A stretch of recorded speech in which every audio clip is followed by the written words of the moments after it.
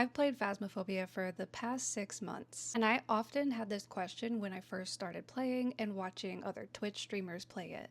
While I think the educational aspect, learning more about the game, helped my fear because I'm someone that I don't really enjoy a lot of horror games, especially if they're very jump scary. But I just wanted to know, like, how do you get past that fear to really enjoy the game, to be able to play it more, to be able to play solo, do harder difficulties? And besides just the educational aspect, a lot of people talked about exposure therapy. And exposure therapy obviously works. I mean, I'm at the point now where I can play solo. I get a little bit scared, but not so much to the point that I feel like I have to take a step away from the game. Besides just playing the game more, what are some other things that you can do to help with your fear in Phasmophobia? I've thought about this and I've tried it out myself, and here are some of my best tips. I do think that playing with other people helps. If you're playing with friends, if you're having a good time, that can be very helpful, and you know that the ghost isn't only targeted on you, right?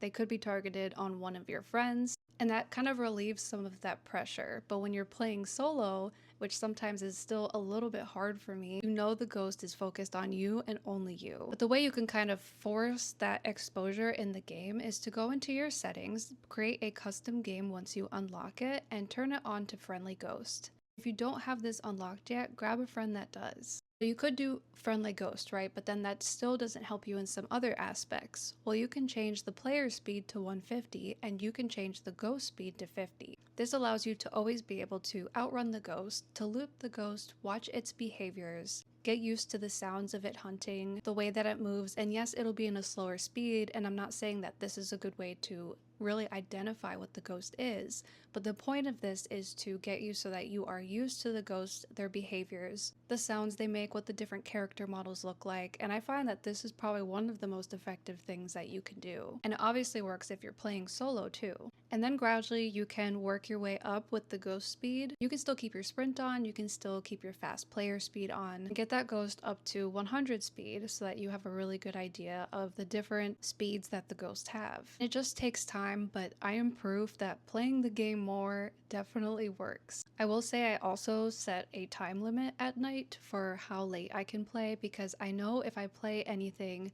that's within 3 hours of me going to bed, I'm probably going to have a nightmare. So I also make sure I find a different cozy game to play instead of Phasmophobia. And there are different kinds of horror games that people enjoy, like psychological horror. Some people really enjoy jump scares, not me personally. Cozy horror, I really hope that they add more games to the cozy horror genre, because that's my personal favorite. Actually, part of me that kind of loops Phasmophobia into that cozy horror type of genre of video games. I do think, especially for me,